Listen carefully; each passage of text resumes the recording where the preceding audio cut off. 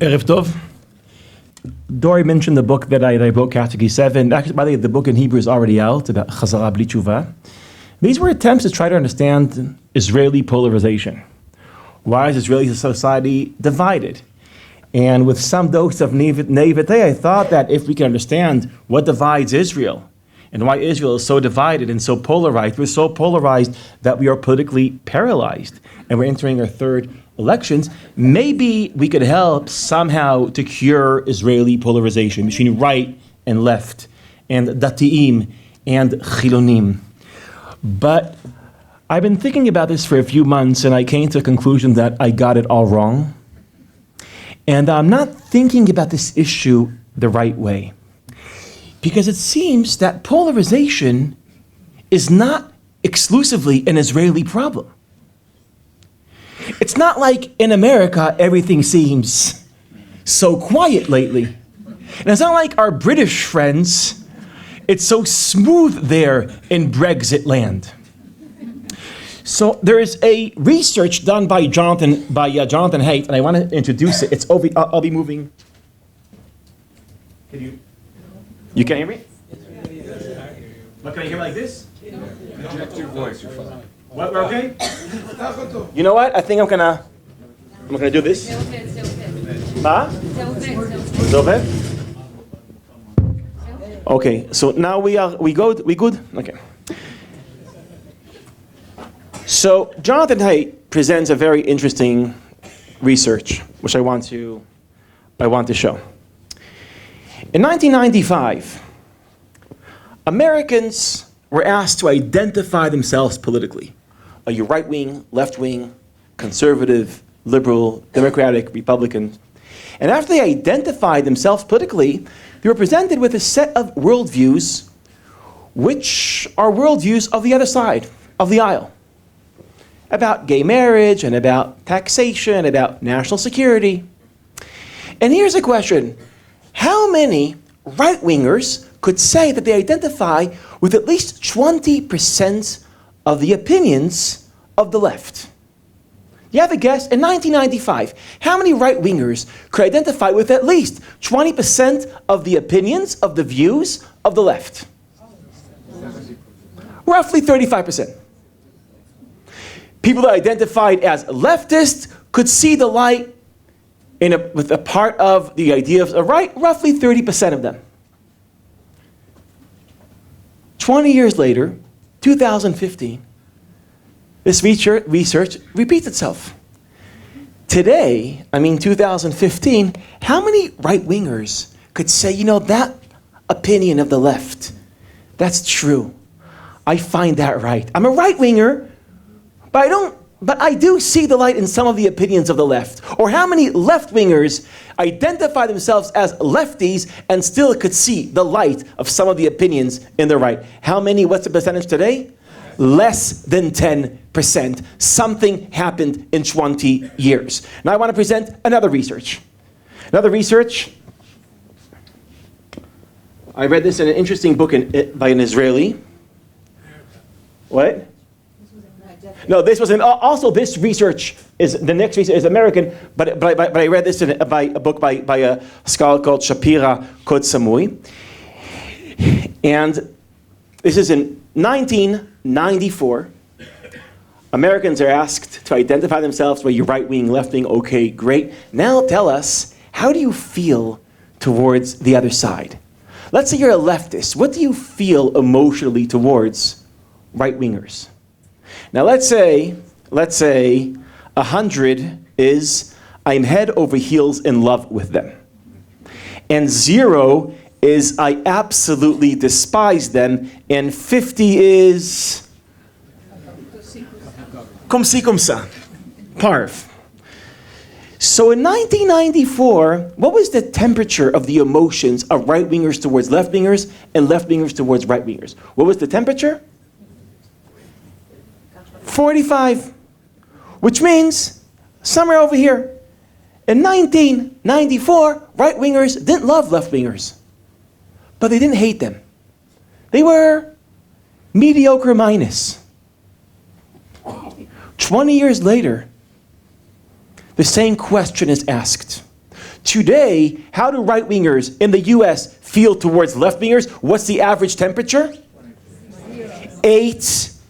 8, right, for the right, it's 8, for the left, it's 6%. Now, what happens in 20 years? That's 20 years ago. If you're a right-winger, it didn't mean you buy the entire intellectual package of the right. And if you're a leftist, that doesn't mean all the opinions of the left are your opinions. You're a free thinker. I'm a leftist, but I can still see the light in some of the opinions of the right. And what happens, that 20 years ago, I'm a leftist, but that doesn't mean I hate right-wingers. What happened in 20 years? That two things happened. Socially and intellectually. Socially, you start hating people for having different views than yourself. And intellectually, you're not curious about their worldviews anymore. Before you learn about them, before you study them, you already know what you think about them. You know they are wrong. Why? Because you know their brand. What happens in 20 years? This is polarization. The drop from 45 to 10, that's to 8. That's polarization. What happened the past 20 years that America is polarized? America is now the only country polarized. The British are polarized. My book, Catholic 7, is coming out in Brazil. And I'm speaking to my translator, and she said, you think Israel is polarized? Brazil is going crazy. Argentina is polarized. Hungary is polarized. Poland is polarized. What's happening in the world? So this is when I was trying to figure out, why are Israelis polarized? Maybe I was asking the wrong question. Polarization is not an Israeli phenomenon. It's a global phenomenon. And therefore, we can't explain Israeli polarization using local Israeli explanations. It's not Bibi. It's not the leftists. It's not any narrative we have, because the problem with those narratives is that they are local narratives explaining a problem that is not local. It's global. So why is the world polarized? Why is Brazil polarized? Why is Argentina polarized? Why is Great Britain polarized? What's happening? What's in the water? What's in the water? So there's two options. Option number one, this is an amazing coincidence. In all these countries, simultaneously, there's serious polarization. They have nothing to do with each other. So option number one, we're talking about an amazing coincidence. And option number two is that there is something in the water. Something's happening. And to listen, what is that something? I would like to take an insight from a great Canadian philosopher, Marshall McLuhan. Marshall McLuhan challenges the way many thinkers, including myself, think. Many people have a tendency, when they're asked what are the real forces shaping history, the answer is ideas. I always teach my students, ideas are the most powerful force in history. A new idea about God, monotheism, created 3,000 years ago, changes history. A new idea about humanity, humanism, changed history. A new idea about gender and family, feminism, is changing history. An idea is born and it changes history. Marshall McLuhan says that's not the real forces shaping history. He argues, this is a very weird argument, that the forces changing history are not ideas, what he would call, it's not the message. What's changing history? The medium. It's not monotheism, humanism, feminism that changes history. It's the advent of print, the appearance of radios in our life, television, internet.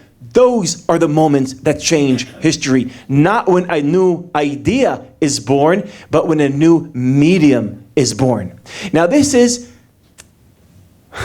for me, this is very hard to comprehend, because a medium is technical. It's technical. It's not the real thing. The real thing is the idea. I have an idea, I could share it, I could yell it, I could yell it with I could share it with a microphone. I could get interviewed on television.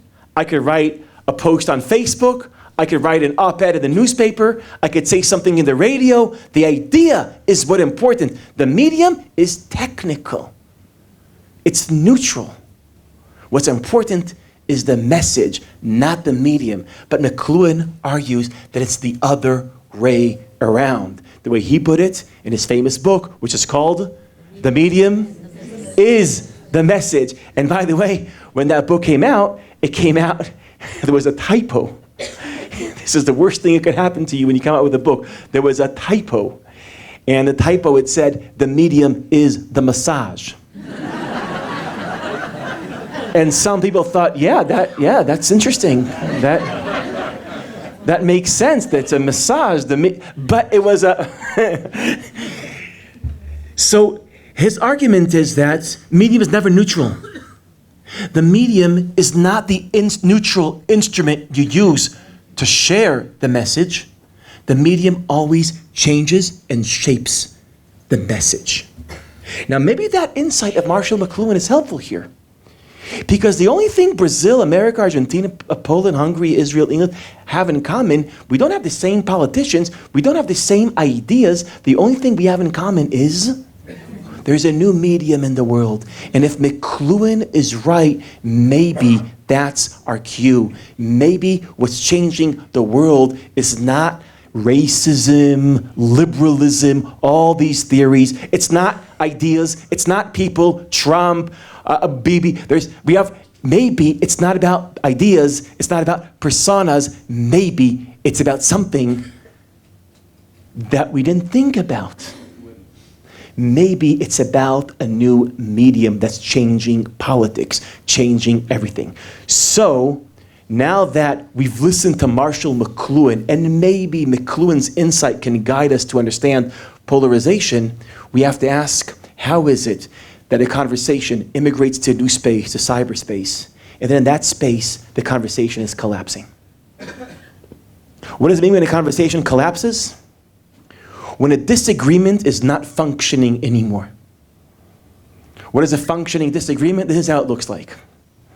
A functioning disagreement is between two people that are wrong. I think you're wrong. You think I'm wrong. That's a great disagreement. But what happens when I don't think that you're wrong? I think something's wrong with you. What does it mean something's wrong with you? Something's wrong with you. You're immoral for having that opinion, for having that view. Do our progressive liberal friends in the US think that Trump supporters are wrong? They think something is deeply wrong with them. There's something immoral just for having those views. Do right-wingers today in the US think that left-wingers are wrong? Many of them think that they are distorted. They are distorted just for having that view. By the way, I'm speaking about America. It's because it's easier. Israelis don't have those problems. So how is it that a conversation moves to internet and then internet destroys the conversation? How does that happen? And to understand that, I want to borrow a very important understanding and observation from Tim Wu. Tim Wu is from Columbia University. And he, from my understanding, has the best way to explain this new political world we're living in. He says, if you want to understand the new world, we have to understand that there is a new industry in the world that he calls the attention industry. What's the attention industry? What's the attention industry? Facebook, Google, other great corporates in Silicon Valley, what's their business model? You know, they give us Facebook for free. The platform is for free. Google is for free. And that's very nice of them. They're very generous. The stock owners of Facebook are philanthropists. They decided to give us their platforms for free. But as economists like to say, if you get a product for free, maybe you should suspect that you're the product. You are the product. And what's happening here, the way Tim Wu describes it, we are the product. What's the product? Our eyeballs are the product. Our concentration is a product. Our attention is a product. And we're giving Facebook that product for free. What are they doing with human attention? They are selling it for money. This is what Tim Wu, his book is called The Attention Merchants. The Attention Merchants. Now, so Tim Wu does the following. He compares the value of the attention industry, companies like Facebook and Google, to the value of the oil industry, of the great oil companies. And guess what? Who has more value today? Oil companies or attention companies? Who has more value? The attention merchants have more value, which means that attention, to quote Tim Wu, is the new oil. Now, think about it this way. Think about it this way. If you're an oil company, you know there is oil that has value in the ground, what are you going to do? You're going to develop technologies that will enable you to dig deeper and to get more oil out of the ground. But if human attention is the new oil, what are you going to do? You're going to develop different techniques, different ways to try to hack into human minds and to take out human attention. Now, this is what Tristan Harris calls brain hacking. Now, a person that writes about this called Adam Elter presents a research that, when someone says, and really means it, I'm just going to check something in Facebook, just one thing. I'm going to check something in Facebook and I'm coming back. Just one thing. That was his or her intention. How long do they stay on Facebook average? They plan to stay there half a minute, but how long are they glued to Facebook on average? 25 minutes, half hour on average. Some people could spend an entire evening, but they didn't plan to do that. And you ask yourself, and they're filled with guilt. I didn't plan to do that. How is it that the screen is stronger than my will? And what they don't always understand, it's not the screen that's stronger than them. It's an entire industry on the other side of the screen that's working hard to break their will. And this is changing us. This is changing us. A great writer, Carl Newpart, wrote a great book called The Digital Minimalism. I highly recommend this book if anybody wants to learn about these interesting problems. Describes that we used to have in our lives what he calls moments between moments. What are moments between moments? This is the moments. You're waiting for an elevator, you're pressing the button, and you're waiting for the elevator. That's a moment. Or you're waiting for the water to boil to make coffee. You're waiting for the water. You're sitting in a restaurant and someone is late and you're just sitting there and waiting. Those are moments. Just a few years ago, what would we do in those moments? We would, that. We just stare, let emotions bubble, thoughts connect. We were just there. Now what do all of us do? This, which means now this is not a mistake. If attention is the new oil, any moment in the day where there's free attention, the industry is going to try to grab that attention. And what happened is the moments between moments are just sucked out of our life. How do they do that? Well, what they do is they identify human psychological weaknesses and use those weaknesses to glue us to screens. Like, one interesting weakness is our weakness to our social status. This is something that there is not many human beings that are immune to this weakness. If you want to drive someone crazy, here's advice. Tell him or her, yesterday I was speaking to many people that you like. We were speaking about you. We were saying a lot of interesting things. And then just leave the room. Just keep him hanging. Every time you hear your Facebook account, buzz, what's that noise? There's information about your social standing, about your social status. We are wired to have thirst, hunger, to know that. Now this is just one example of one weakness that the attention industry uses to tap into us and take expensive attention out of our mind. And this is changing us. It's changing our body language. It's changing our relationships. And this was one example out of many, many techniques where the industry taps into our mind, grabs attention, using a psychological weakness that we have. One of those weaknesses is a weakness that's changing our politics. This is a weakness, studied a lot, called confirmation bias. Confirmation bias. Many people write about this. Dan Ariely, if you know Daniel Kahneman. This is a very interesting weakness that we have, and this is the following weakness. Human beings, because we're human, we get attached emotionally to our opinions. We have opinions, and we have an intimate relationship with our opinions. And you know what we enjoy very much? We enjoy listening to people saying out loud, in an eloquent way, the opinions that we already have. There's nothing that leftists like to do more than to get together and have a great leftist speaker sharing the great theories of the left. It's so fun.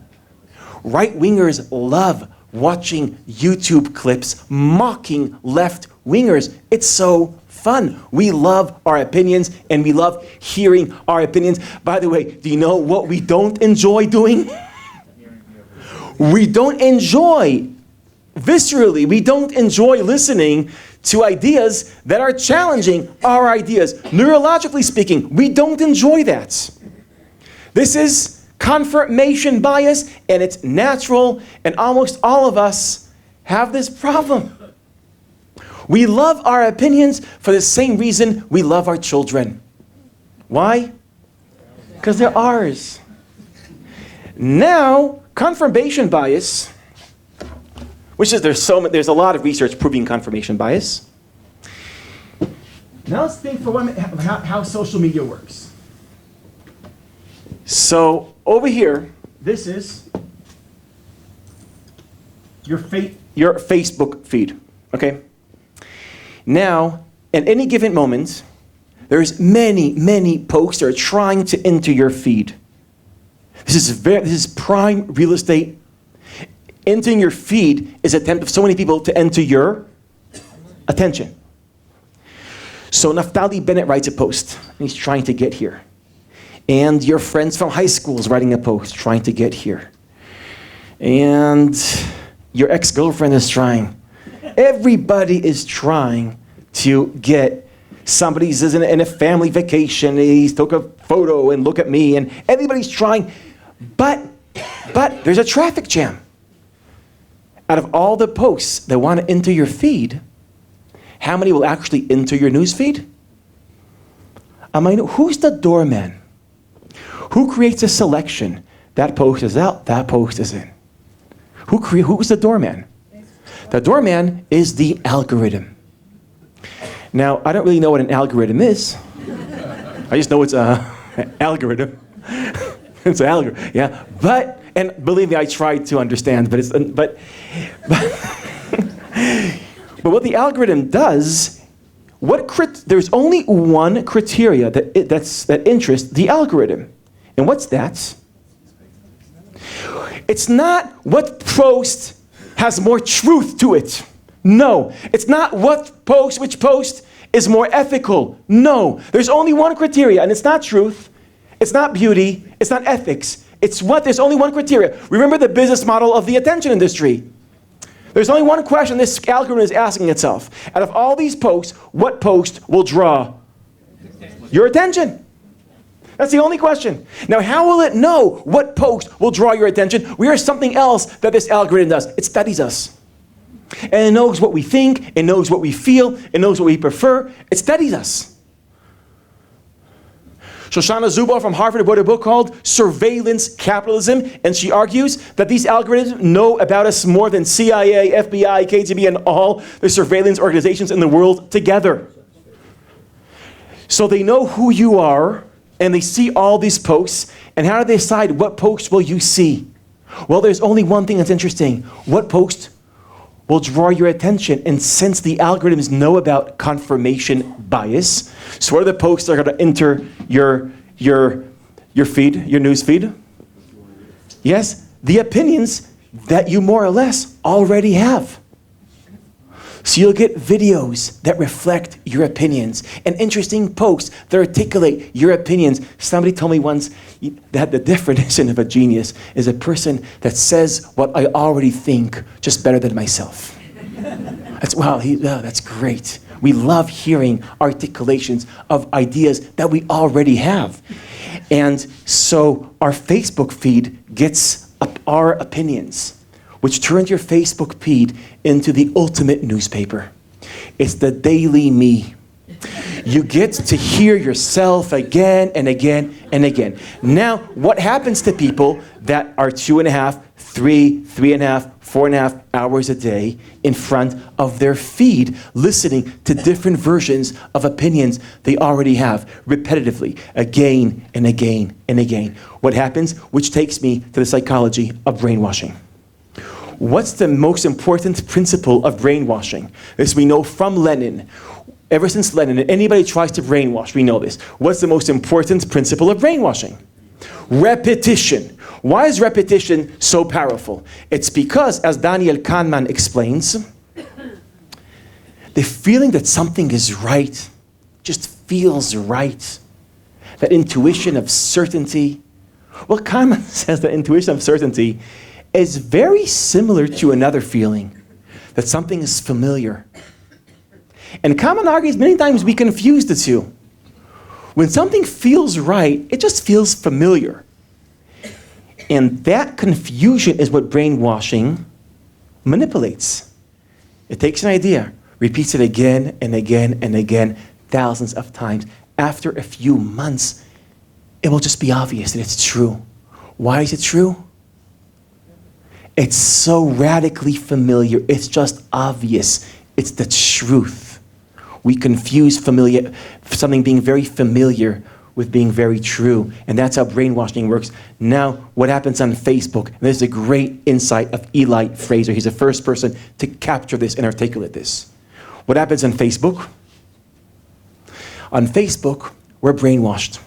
We get the same message again and again and again. But it's an interesting brand of brainwashing. It's the same psychological mechanism of brainwashing, but it's interesting. It's not some fascist party injecting their messages into my mind. That's not what's happening in Facebook. It's not the opinion of a party entering my mind. It's what are the opinions that are brainwashing me on Facebook? My opinions. Eli Fraser has a great word. He calls it auto-propaganda. Auto-propaganda. It's not an opinion being injected into my mind. It's my mind being trapped inside my opinions. We're all born, we all have opinions, and we all have healthy skepticism towards our opinions. And that skepticism is what enables us to listen to other people.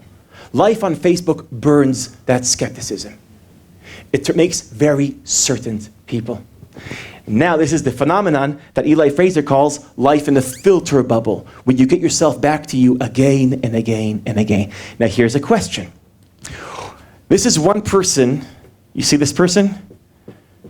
It's a great image of a person living in a bubble. He has the same messages repeated back to him again and again. And here's another person in a different bubble. This person is in a right-wing bubble. This person is a left-wing bubble. What happens when they meet? What happens when they meet? Well, what happens when they meet is the right winger looks at the left winger. He doesn't think he's wrong. What does he think? Something is wrong with him. Because it's not that he got it wrong. He just doesn't understand what's so radically obvious. And guess what? When the left winger is looking back at the right winger, he doesn't understand how is it that he doesn't get what's so obvious. This is polarization. This is when the numbers drop from 45 to 8. This is when the ability of right-wingers to see the light in views of left-wingers drops from 35 to under 10. This is polarization. And if I wanted to try to summarize what I tried to show till now, it's the following. You want to understand polarization? So this is how we get to polarization in 3 steps. A new industry, weaponized with new technology, manipulating our old psychology, confirmation bias, creates contemporary polarization. Shabbat shalom. No, I just want to end on a bad note.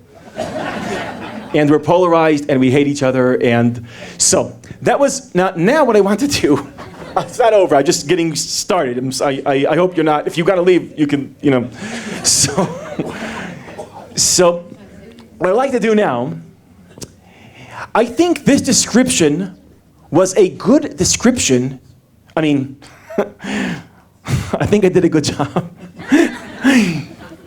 Confirmation. This is I'm in my own bubble. But it's not a complete description of our reality. There's a missing piece, and that's the spiritual piece, or the cultural piece. I want to think about that for a minute. Suddenly, attention has economic value. And once it has economic value, very powerful industry is going to do everything it can to grab our attention, and we're weak, and we have all these biases, and it's going to happen. It's just going to happen. But there's something else happening, and that is that Western people never valued their attention to begin with.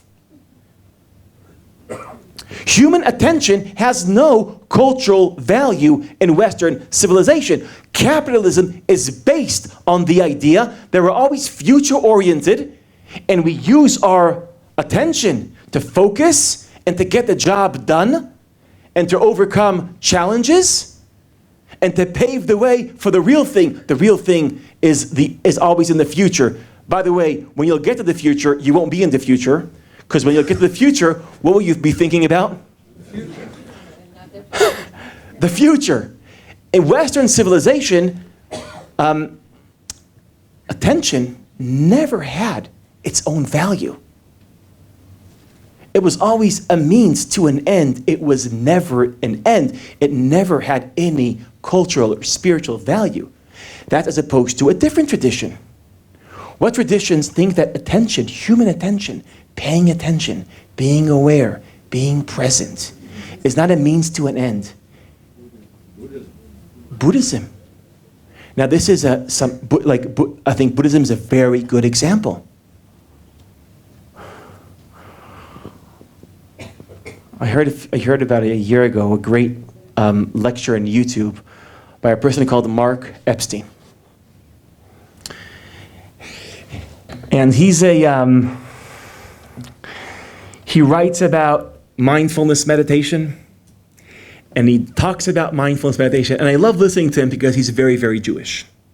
Mark Epstein is a psycho, and he does Buddhism. It sounds like he's like digesting Buddha Talmudically. It's very, and also he has a Jewish sense of humor. So he tells a story, and I want to enter the story. It's a nice story. It's a funny story. It's an enlightening story, and I find it amusing, and I'd like to share Mark Epstein's weird story with you. So he describes how he went to one of those 10-day retreats. You know those intense retreats?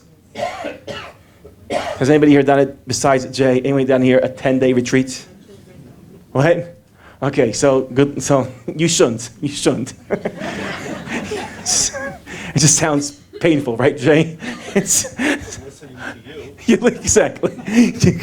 So he describes how in the second day of the retreat, meditating all day in complete silence, wakes up in the morning, and they serve this amazing piece of toast with oats, and he was eating it, and it was fresh, and he felt the taste in his mouth, and it was yummy, and he loved it. And then he goes meditating, and he starts sitting and meditating, and all he can think of wasn't his breath, that was so good. I loved that toast. And then the second session, and he's thinking about what a great toast that was. This was his enlightenment. This was his deep spiritual enlightenment. This is what he was going deep into his soul. How great that toast was. And then after 4 or 5 sessions of meditation, he goes even deeper, because a new question arises. Will they serve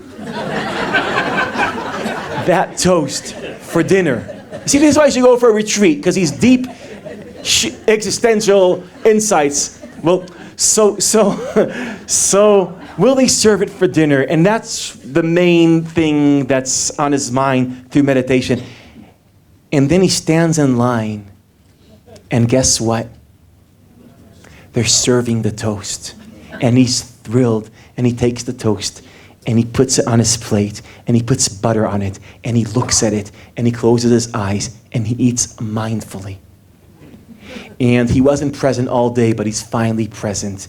And he's feeling the structure of the toast on his tongue, on his teeth. And by the way, it's really, he experiences a great experience of eating toast. And then when he finishes eating the toast, what does he do?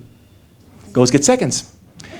So he takes another toast and he puts it in the center of his plate, and he puts butter on it, and he looks at the toast, and he remembers that his wife hates it when he comes back from these retreats with all the dirty laundry. And he realizes that there is a laundromat on the way. I'll stop on the way. I'll put my clothes in the laundry. I'll wait. I'll get my clean clothes. I'll come back home. I'll be happy. My life will be happy. I solved the problem. And I'll speak and when he finished that thought, he looks at his plate, and it's empty. And he asks, who ate my toast? And you know what the sad answer is?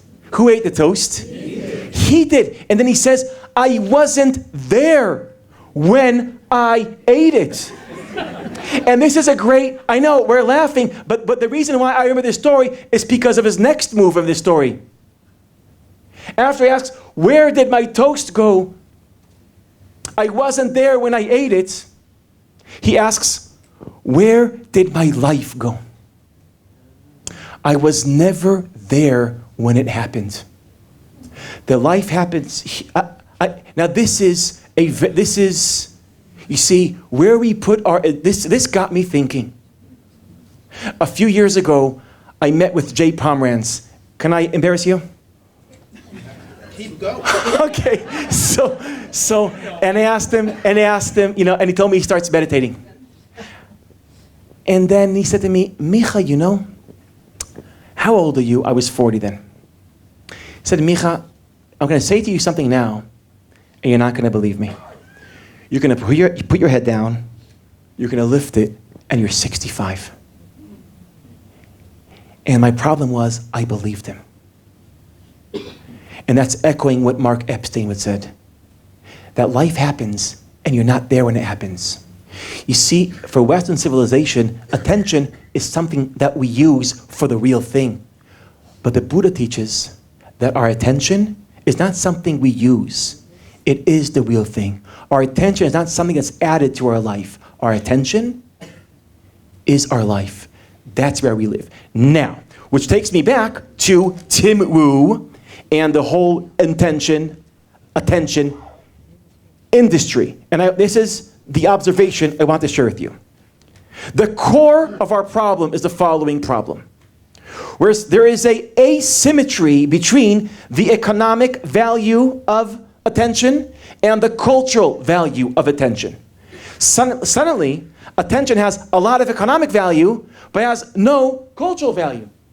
Now that asymmetry is at the heart of this problem. The legend, there's a legend about Cortez, the Spanish conqueror of parts of South America. And when he comes with his boats to South America and Central America, and him and all his soldiers, they get off the boats and they start taking the gold from the rivers of South America. And the local people in South America are not stopping them. And one day, one of them is asked, why aren't you stopping these Spanish people from taking your gold? And they said, we have no idea why they're so obsessed with this yellow material. You see, it's very easy to rob a civilization from a resource if they have no value, if that resource has no value in their eyes. It's very easy for the attention industry to rob us for our attention because we never gave any value to human attention. So this asymmetry between a culture that doesn't value attention culturally, but suddenly values attention economically, that asymmetry enables a new economy, weaponized with a new technology, leveraging old psychology to create new politics, the politics of polarization. Now I would like to add the last piece, the third piece to this lecture. Does Jewish tradition have anything to say about this? What?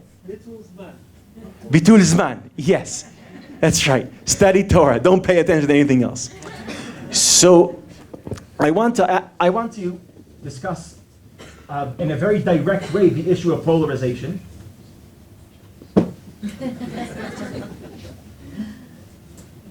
Okay, this is meditative.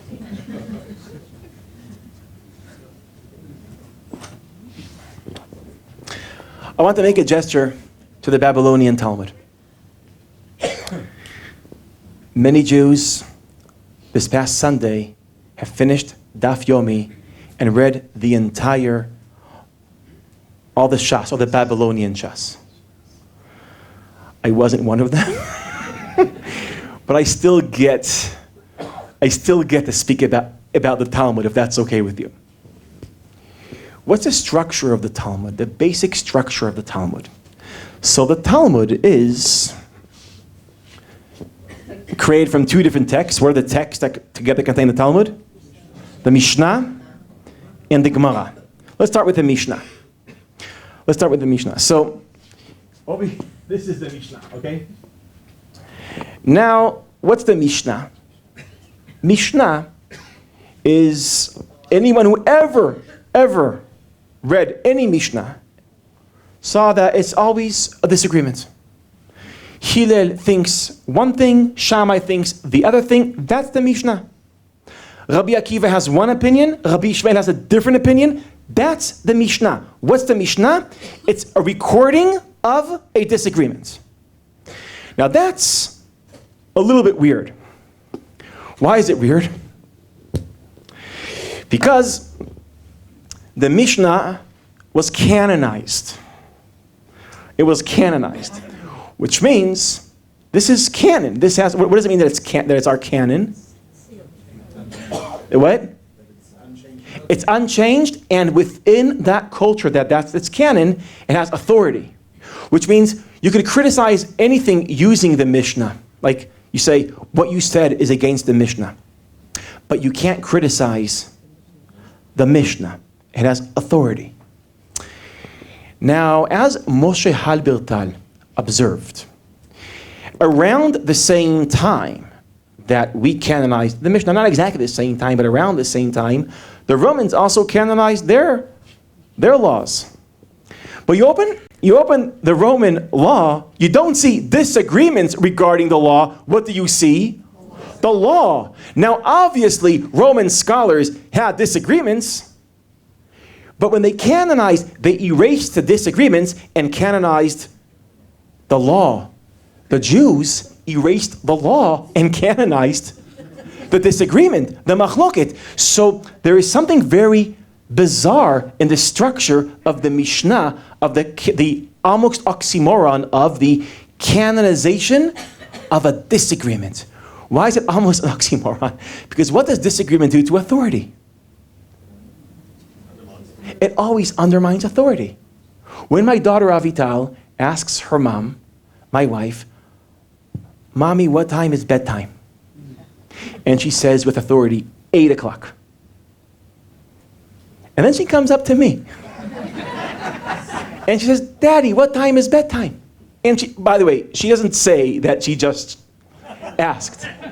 And I'm like, 9? What did she hear? What did she really hear? Mommy said 8, Dad said 9. What did she really hear? No, what did she really hear? She heard 12. She heard 1. Because what she heard, that there is no bedtime, because what she heard is that we don't really know. What she heard, that there's no real authority. That's what disagreement does to authority. I remember when I was in the military and we were commanders, we had to hide the fact that we disagree because we needed the soldiers to think that it's Torah mi Sinai, what we say to them. Yes, you do this. But we didn't really speak that way. But only in American movies. So I want to follow this oxymoron. The canonization of a machloket is giving authority to the structure that undermines authority. That's the paradox of the Mishnah, which might be the power of the Mishnah. Let's continue. After the Mishnah, there is a Gemara. What's a Gemara? What's a Gemara? It's an attempt to, I guess, unpackage, to understand, to reveal the content and the meaning of the Mishnah.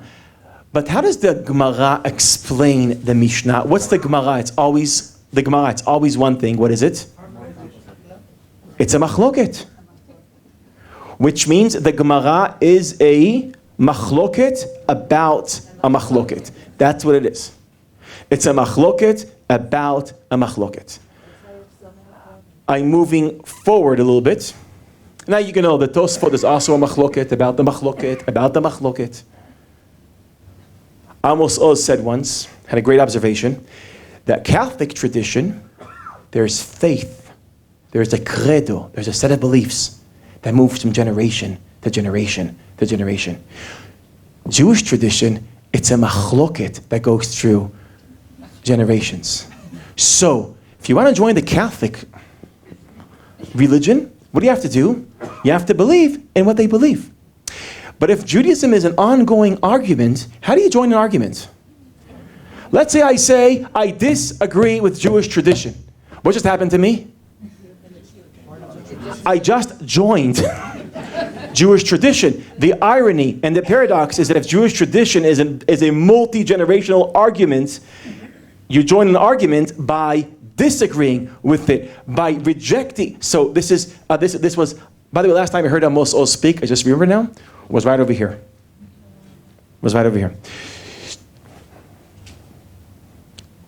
Where was I? Oh, okay. So that was done. So what's the institution where Jewish scholars study Talmud? What's it called? A Bet Midrash. And what do they do in Bet Midrash? They're always divided into pairs. And what do pairs do when they study Talmud? You and your chavruta. What's the cultural expectation from the chavruta? There's a body language of a chavruta. There's a social expectation from a chavruta. What are they supposed to do? Argue about the meaning of the text. So a chavruta is arguing about the meaning of an argument, which means in a Bet Midrash, you're not only studying Talmud, you are imitating the Talmud. You are doing Talmud. You're an extension of the Talmud. So I'm sharing all this as a culture. Now this is one side of Jewish tradition called Talmud Torah. Another weird thing about Jewish tradition is that we are commanded to study Torah.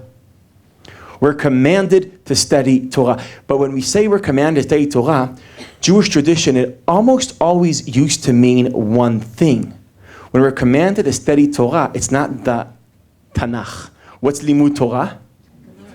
Gemara.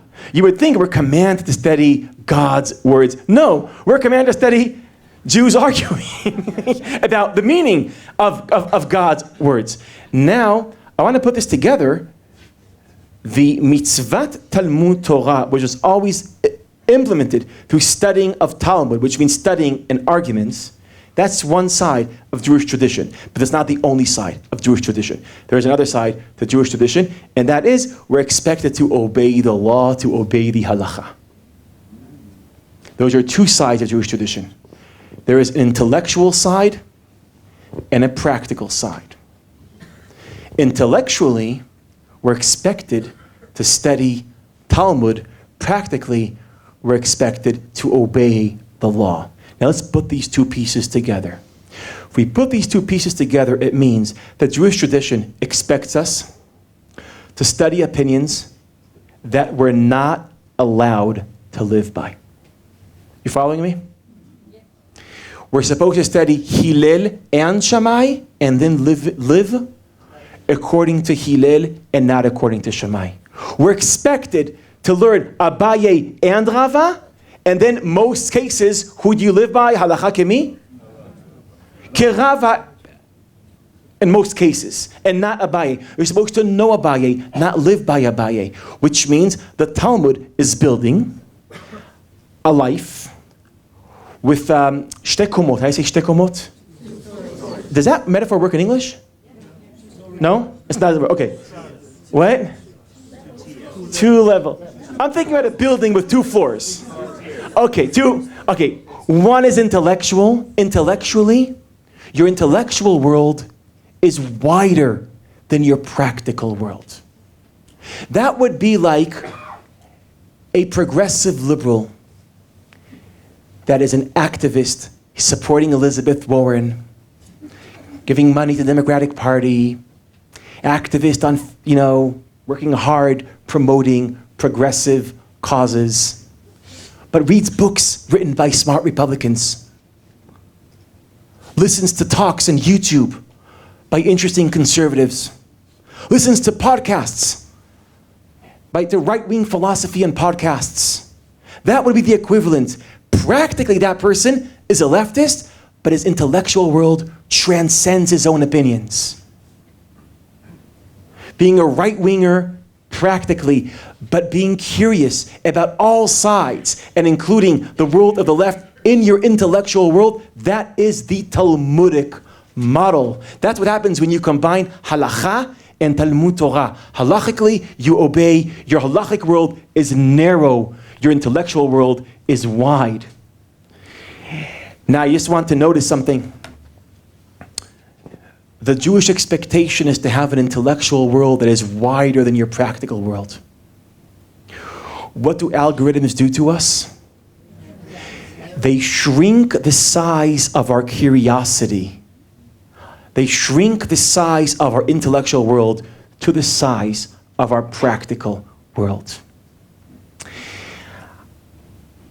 I want to end with one remark. I don't really know how to put this together. We have a serious problem in the world. Polarization is tearing democracies apart. Jewish tradition has a model of a culture of a healthy disagreement. An expectation to have curiosity that breaks the boundaries of your opinions. An expectation to have an intellectual world that contains ideas and opinions that you'll never live by. And then we have the world created by algorithms, where you're in an ecosystem that repeats back to you your own views. Now I have a question. Can the Talmudic spirit cure our world? How can the Talmudic spirit cure our world? This is one of the biggest questions we could ask. And I want to notice what I tried to do today. I tried to tap into 2 ancient traditions. Buddhism I wouldn't say Buddhism, I would say the Dharma, the path of the Buddha.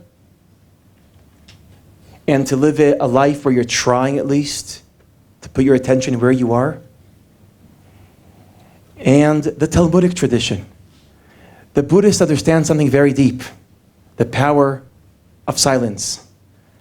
The Jews understood something very deep, the power of conversation, the power of talk, the power of disagreement. In what ways could ancient traditions help us deal with our most contemporary problems? I don't know, but I do know one thing. We live in a hyper-connected world technologically and a highly divided world culturally. We have an illusion that East is separate than West, that modernity is separate than tradition.